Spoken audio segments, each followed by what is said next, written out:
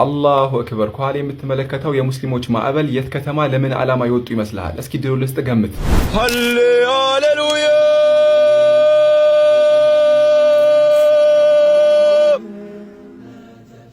ክብር ይሁንልህ መሲሳ።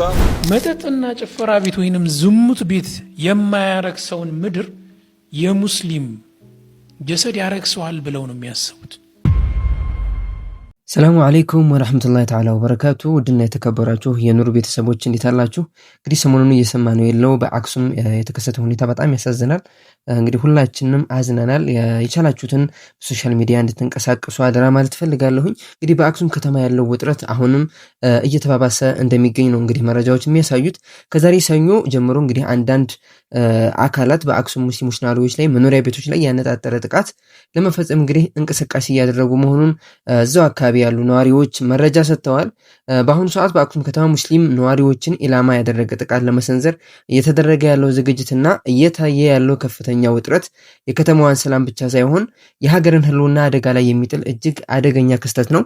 እንግዲህ ይህን አይነት እምነትን መሰረት ያደረጉ ግጭቶችን እንዲቀሰቀሱና ደግሞ ሀገርን የሚያጠፉ እንዲሆኑ እየሰሩ ያሉ አካላት አሉ። እነዚህን መንግስት ተከታትሎ ለህግ ማቅረብና ሰላም በአክሱም እንደዚሁም ደግሞ መላው ሀገሪቱ እንዲፈጠር ማድረግ የሀገር የመንግስት ኃላፊነት ነው ብዬ አስባለሁኝ። ኢንሻአላህ እናንተም በዱዓችሁ የአክሱም ወንድሞቻችንን አትርሷችሁ ማለት ፈልጋለሁኝ። ሌሎችም አዝናኝና አስተማሪ የሆኑ መረጃዎችን ወደ እናንተ ይዤላችሁ መጥቻለሁኝ። ቪዲዮውን ላይክ፣ ቻናሉን ደግሞ ሰብስክራይብ እያደረጋችሁ እንድትከታተሉ ጋብዛችኋለሁኝ። ወደ መጀመሪያው ቪዲዮ ልወስዳችሁ። አንድ እስቲኝን ጋጦጦች እንመልከታቸው። አዲሱ የጴንጤ ሙስሊሞች ማህበር አዛን አዘጋጅቷል። አዛኑን እንሰማለን። የሚሰግዱበት አዛን እንስማ። ሃሌሉያ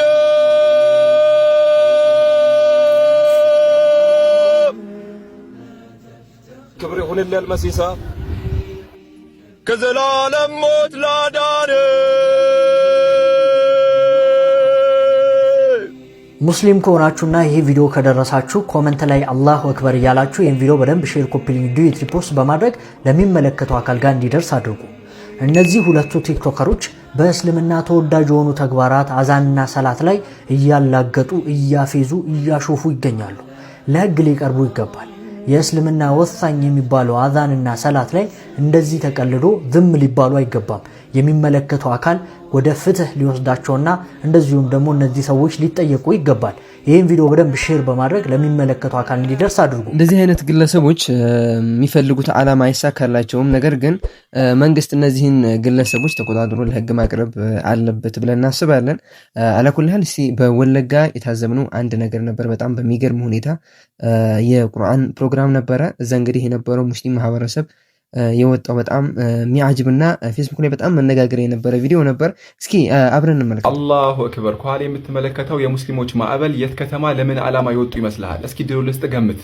ከወደ አፋር፣ ከወደ ጅግጅጋ፣ ከወደ ድሬ፣ ከወደ ጅማ፣ ከወደ ሐረር፣ ወደ ደሴ፣ ኮምቦልቻ ምናምን ህዝበ ሙስሊም የበዛባቸው አካባቢዎችን ገመት ካርለ ብትሳሳት አልፈርድብህም። ኳል የምትመለከተው የዚህ ሁሉ ህዝበ ሙስሊም ማዕበል ከወደ ወለጋ ነው። የወጡበት ዓላማ ደግሞ እንግዲህ ዛሬ ለሚካሄደው የቁርአን የሐፊዞች ምንድነው ምርቃት ፕሮግራም ኡስታዞችን ለመቀበል በምትመለከተው መልኩ በማዕበል ነበር ይወጡ። እጅግ በጣም ነው የሚያምሩት። እኔ በግሌ ወለጋ ላይ እንደዚህ አይነት ህዝበ ሙስሊም ይኖራል ብዬ አልጠበቅኩም። በዚህ ደረጃ በጣም ይህን ያህል ቁጥር ያለው ሙስሊም ይኖራል ብዬ ጭራሽ አላሰብኩም ነበረ። እነዚህ ሰዎች እጅግ በጣም አስገርሞኛል። ነው ዛሬ በነበረው ፕሮግራም ሐፊዞቹ ምናምን ስታቸው ነው በጣም ትወሰወሳለህ፣ በጣም ትወዳቸዋለህ። እዚህ ጋር እንደምትመለከታቸው እንግዲህ ሴት ሐፊዞቹ በዚህ መልኩ እጅግ በጣም አምረውና ተውበው ታይተዋል። ከዚህም ባሻገር ወንዶቻችን ደግሞ እንደዚህ አምረው እነሱም ደግሞ ደምቀው ታይተው ነበረ። ከወደ ወለጋ በጀዲዱ ስመኒ በፍጹም አልጠበቅኩም። እርግጠኛ ነኝ ብዙዎቻችሁ ወለጋ ሲባል እኔም በግሌ ማሰበው ፕሮቴስታንት ምናምን ነገር ማጆሪቲ በአሁን ሰዓት ብዬ ነበር ማስበው። ይህን ያህል ሙስሊም መኖሩ በራሱ በጣም ነው ያስገረመኝ። ኤኒዌይስ በጣም ነው የምታምሩት። በዛ ላይ ደግሞ ኡስታዞቹ ለመቀበል በዚህ መልኩ አሸብርቃችሁ አምራችሁ ወታችሁ የነበረበት ክስተት ደግሞ ምን ያህል ለዑለሞች ወይም ደግሞ ለትልቆች ያላችሁን አክብሮት የሚያሳይ ነውና አላህ ይውደዳቸው፣ አላህ ያክብራችሁ ብያለሁ። በጣም ነው የሚያምሩት። ማሻአላህ በሉልኝ። ኤኒዌይስ ይሄን ላድርሳችሁ ብዬ ነው ቼልሲን ኳስ አቋርጬ የመጣሁት ትላለህ። ለአርሰናል እየቆጠርኩ ነው። ኤኒዌይስ ሰላም አለይኩም መሻሽ በአክሱም ከተማ ጽንፈኞች የአላህን ቃል በዚህ መልኩ ነው ያዋረዱት። ሙስሊሞች ጁምዓ አትሰግዱም በሚል ሙስሊሞችን ከመደብደብም ከማሰርም ንብረቶቻቸውን ከመዝረፍም አልፈው መስጂድን ሰብረው ገብተው በዚህ መልኩ ቪዲዮ ላይ እንደምትመለከቱት የአላህን ቃል አዋርደው ቀደው በታትነው ነው የወጡት። ይህ ሁሉ እንዲደረግ ደግሞ የከተማው ከንቲባና የህግ አካላት ከለላ ሰጥተው ነው ጽንፈኞቹ ይህንን ያደረጉት። አሁንም ድረስ በቅድስተ ማርያም ሆስፒታል የተጎዱ ወንድሞቻችን እዛ ነው የሚገኙት። የከተማው ከንቲባ አቶ ትክዑ ግን ሙስሊሞችን ለማሸበር ሙስሊሞችን ለማሰቃየት ነው ቦታው ላይ የተቀመጡት። የአክሱም ሙስሊሞች ግን አሁንም ታገሉ። የምትታገሉት ለመጪው ትውልድ ነው። ዛሬ ታግላችሁ መንገዱን ካላቀናችሁ መጪውም ትውልድ ታጋይ ይሆናል። ስለዚህ አላህ ሱብሓነሁ ወተዓላ ነስሩን ያመጣዋል። ታገሉ፣ በሰላማዊ መንገድ መብታችሁን አስከብሩ። ሰላሙ አለይኩም ወራህመቱላህ ወበረካቱ። መጠጥና ጭፈራ ቤት ወይንም ዝሙት ቤት የማያረክሰውን ምድር የሙስሊም ጀሰድ ያረክሰዋል ብለው ነው የሚያስቡት። ተግባባን። ማህበረሰቡን እንደ ማህበረሰብ ካየ ነው አሁን ላይ በክለውታል። የበከሉት እነማን ናቸው? የፖለቲካ ነጋዴዎችና ጽንፈኛ የሆኑ የሃይማኖት አባቶች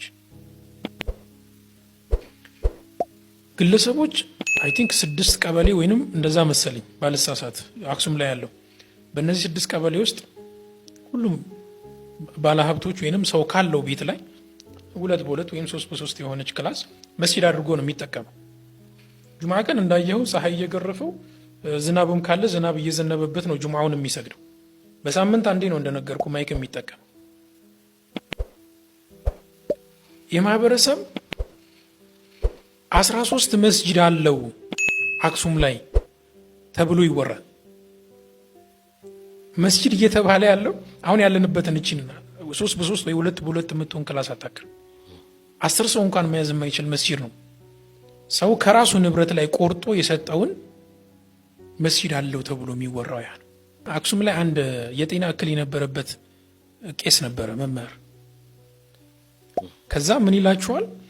ሞቷል። ይሄ ቄስ በህይወት የለም። ከዛ እናንተ ሰዎች ለሙስሊሞች እኮ አንድ መስጂድ አንድ ቦታ ላይ አንድ መስጂድ እንዲሰሩ ብትፈቅዱላቸው ኖሮ በየቦታው ሰው የራሱን ቤት መስጂድ እያደረገ አክሱም ላይ መስጂድ ባልበዛ ነበረ። ከዛ አንድ ቦታ አንድ መስጂድ ከሰጠናቸው አንድ ቦታ ላይ ነው የሚሰበሰቡት፣ ለመጨረስም ይመቸናል ብሎ የተናገረው ንግግር አለ። ተግባባን አይደል? ይህን የተናገረው አንድ ሃይማኖት አባት ነው። የሃይማኖት አባት በህይወት የለም። ለነዚህ ሰዎች አንድ መስጂድ አንድም ቦታ እንፍቀድላቸውና አንድ ቦታ ላይ ሰብስበናቸው ለማጥቃትም እንዲመቸን እንዳሉት ነው። ተግባባን። አሁን ስለ ሒጃቡ ጉዳይ በሒጃቡ ጉዳይ ላይ እንዴት መሰለ፣ እነዚህ የሃይማኖት አባቶች የክርስቲያኑ ማህበረሰብ ከሙስሊሙ ማህበረሰብ ጋር ችግር የለበትም። እዛ አካባቢ ላይ ማለት በሰርግ በለቅሶ በሁሉ ነገር አንድ ላይ የሚኖር ማህበረሰብ ገብቷል። ግን መሀላቸው ላይ መርዝ እየረጩ ያሉት አሁን ያልኩ የፖለቲካና የሃይማኖት ጽንፈኞች ናቸው። ምን ይሏቸዋል ጠርተው፣ እነዚህ ሙስሊሞች በተለይ መድረሳ ሲሄዱ ምናምን ሂጃብ ለብሰው ጥቁር በጥቁር ምናምን ለብሰው ሲሄዱ እነዚህ ከውጭ ሀገር ድጋፍ የሚያገኙ ጥቁር ለበሶች ናቸው። ተግባባን። ዛሬ ይህን ሂጃብ ካልከለከልናቸው ነገ መስጂድ ይጠይቁናል። ተግባባን አይደል? ይህን ከሰጠናቸው ይህንን ይጠይቁናል እንደማለት እኮ ነው። ስጋት ማህበረሰቡ ላይ ስጋት ፈጥረዋል። አሁን ባለው ሁኔታ ማለት ነው። የጽዮን ማርያም ቤተክርስቲያን አስተዳደር ባልሳሳት ስሙ ብርዒድ መሰለኝ፣ ከተሳሳትኩኝ እንግዲህ ብቻ እሱ ነው የቤተክርስቲያኑ አስተዳደር ነው። ምንድን ያለው ባለፈው እሁድ የአክሱም ከንቲባ አቶ ትክዑ የተባለው ማህበረሰቡን ሰብስቦ ነበረ፣ ሙስሊሙንም ክርስቲያኑንም ሰብስቦ የጠቅላይ ፍርድ ቤቱ እንደምታውቀው ለሙስሊም እህቶቻችን ሂጃብ መልበስ መብታቸው ነው፣ ህገ መንግስታዊ መብታቸው ነው፣ ሰብአዊ መብታቸው ነው፣ መማር አለባቸው ብሎ ውሳኔ ሰጥቷል። ከዚህ ጋር ተያይዞ እንግዲህ ሙስሊሞች የፍርድ ቤቱን ትዕዛዝ ወስደው ለከንቲባው እንዲሁም ደግሞ ለትምህርት ቢሮ ጽሕፈት ቤትም ሰጥተዋል። ከዚህም በፊት አመቱን ሙሉ ትዕዛዝ አልመጣልንም ብለው ነው ተማሪዎችን ሲያሹ የነበሩት። እንዲሁም ደግሞ የ12 ዓመት የለፉበትን የኢንትራንስ ፈተና እንዳይፈተኑ ያደረጉት። ጋይስ ፒፕል ሰላም አለይኩም እንደምን አደራችሁ። ትናንትና ስለ አክሱም የሰራሁት ቪዲዮ አስጠፍተውታል። ቪዲዮ ማስጠፋት መስጊድ አናሰራም ብሎ ማለት መስጊድ ውስጥ ገብቶ የሃይማኖት እምነት መጽሐፍ የሆኑትን ማውደም፣ ሙስሊሞችን ማሳደድ ይሄ የሽንፈት ምልክት ነው። ይድረስ ለአክሱማውያን የሚል መልእክት አስቀምጣለሁ። በኢትዮጵያ የአክሱም ሐውልት የጣዖት ምልክት ሆኖ ነገር ግን የኢትዮጵያ ቅርስ እስከሆነ ድረስ ኢትዮጵያውያን ሙስሊሞች ደግሞ የኢትዮጵያ ሀብትና ቅርስ ናቸው።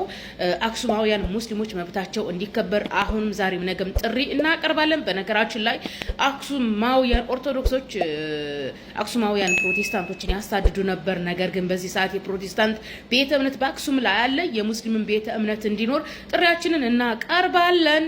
በአክሱም የተለያዩ ሃይማኖቶችና ታሪኮች ያለፉባት አገር ናት። ክርስትና እስከ 4ኛው ክፍለ ዘመን እስከሚገባ ድረስ በዛ የነበሩ የተለያዩ የጣዖት እምነት ነበሩ።